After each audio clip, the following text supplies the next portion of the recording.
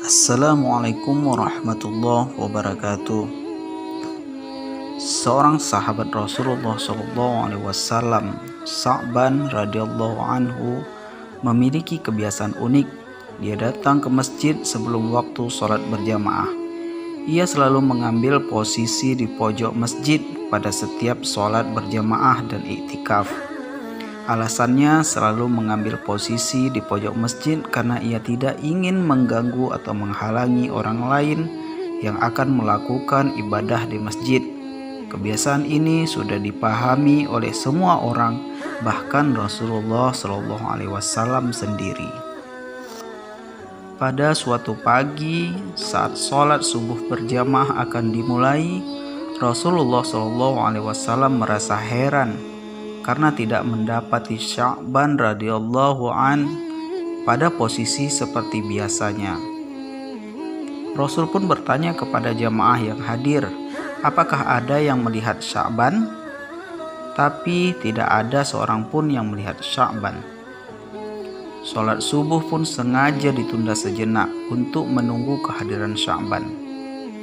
Namun yang ditunggu belum datang juga. Karena khawatir sholat subuh kesiangan, Rasulullah pun memutuskan untuk segera melaksanakan sholat subuh berjamaah.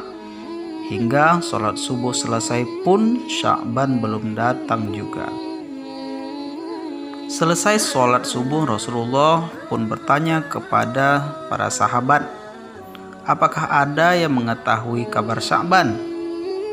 Namun tidak ada seorang pun yang menjawab. Rasul pun bertanya lagi, apa ada yang mengetahui di mana rumah Sa'ban? Seorang sahabat mengangkat tangan dan mengatakan bahwa dia tahu persis di mana rumah Sa'ban. Rasulullah SAW sangat khawatir terjadi sesuatu terhadap sahabatnya tersebut, meminta diantarkan ke rumah Sa'ban. Perjalanan dari masjid ke rumah Sa'ban cukup jauh dan memakan waktu yang lama, terlebih mereka menempuh dengan berjalan kaki. Akhirnya Rasulullah dan para sahabat sampai di rumah Sa'ban pada waktu sholat duha, kira-kira 3 jam perjalanan. Sampai di depan rumah Sa'ban, beliau mengucapkan salam dan keluarlah wanita sambil membalas salam. Benarkah ini rumah Sa'ban? Tanya Rasulullah. Ya benar, ini rumah Sa'ban. Saya istrinya, jawab wanita tersebut. Bolehkah kami menemui Sa'ban yang tidak hadir sholat subuh di masjid pagi ini? Ucap Rasul.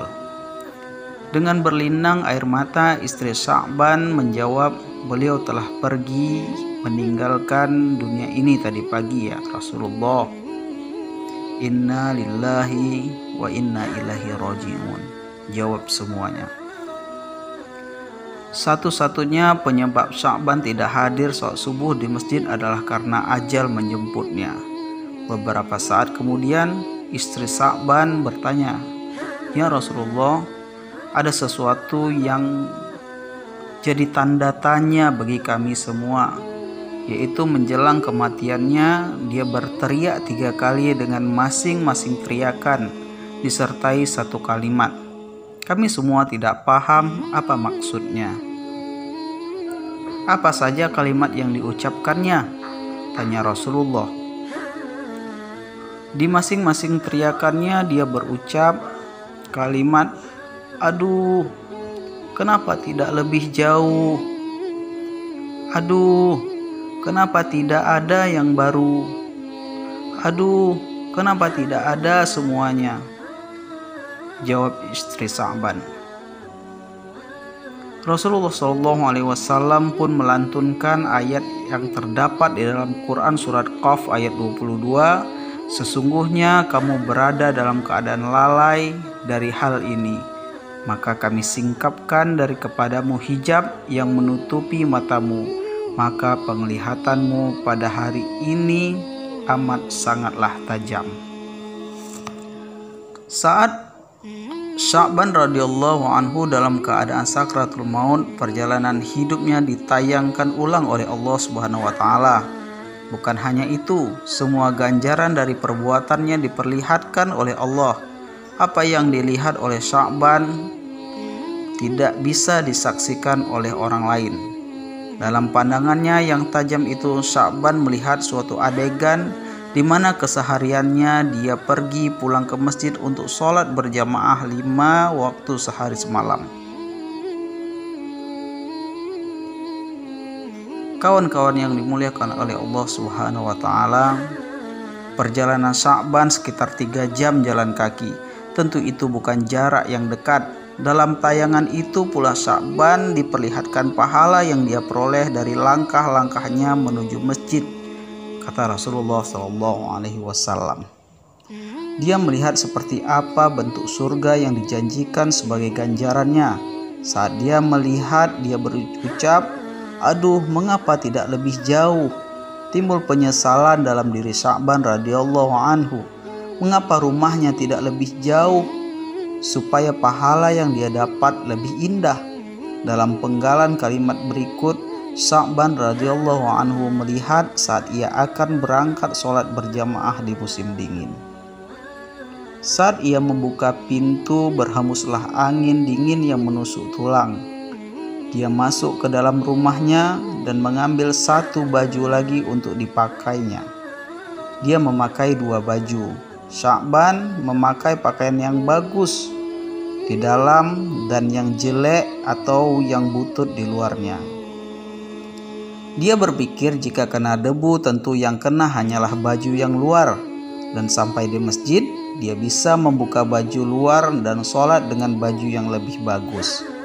Ketika dalam perjalanan menuju masjid, dia menemukan seorang yang terbaring yang kedinginan dalam kondisi menggenaskan. Sya'ban pun iba dan segera membukakan baju yang paling luar lalu dipakaikan kepada orang tersebut. Kemudian dia memapahnya ke masjid agar dapat melaksanakan sholat subuh bersama-sama. Orang itu pun selamat dari mati kedinginan dan bahkan sempat melakukan sholat berjamaah. Sya'ban pun melihat indahnya surga yang sebagai balasannya memakaikan baju bututnya kepada orang tersebut. Kemudian dia berteriak lagi, "Aduh, kenapa tidak yang baru?" Timbul lagi penyesalan di benak Sya'ban radhiyallahu anhu.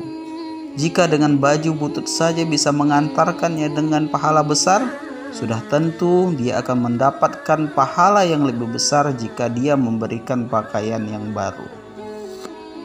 Berikutnya, Sya'ban radhiyallahu anhu melihat suatu adegan saat dia hendak sarapan roti yang dimakan dengan cara mencelupkan dulu ke dalam segelas susu.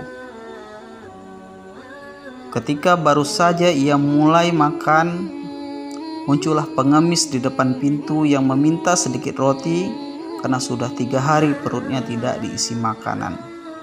Melihat hal itu, Sya'ban pun merasa iba. Ia kemudian membagi 2 roti tersebut dengan ukuran sama besar dan membagi 2 susu ke dalam gelas dengan ukuran yang sama rata. Kemudian mereka makan bersama-sama. Allah Subhanahu wa Ta'ala kemudian memperlihatkan Sya'ban dengan surga yang indah. Ketika melihat itu pun Sya'ban radhiyallahu anhu teriak lagi, "Aduh, kenapa tidak semuanya?" Sya'ban radhiyallahu anhu kembali menyesal. Seandainya dia memberikan semua roti itu kepada pengemis tersebut, pasti dia akan mendapatkan surga yang lebih indah. Masya Allah, Sya'ban bukan menyesali perbuatannya, melainkan menyesali mengapa tidak optimal. Sesungguhnya pada suatu saat nanti kita semua akan mati, akan menyesal dan tentu dengan kadar yang berbeda. Bahkan ada yang meminta untuk ditunda untuk matinya, karena pada saat itu barulah terlihat dengan jelas konsekuensi dari semua perbuatannya di dunia ini. Mereka meminta untuk ditunda sesaat karena ingin bersedekah, namun kematian akan datang pada waktunya, tidak dapat dimajukan dan tidak dapat diakhirkan. Barakallah, subhanakallahumma bihamdika, Asyhadu an la ilaha illa anta astaghfiruka wa atubu ilaih. Assalamualaikum warahmatullahi wabarakatuh.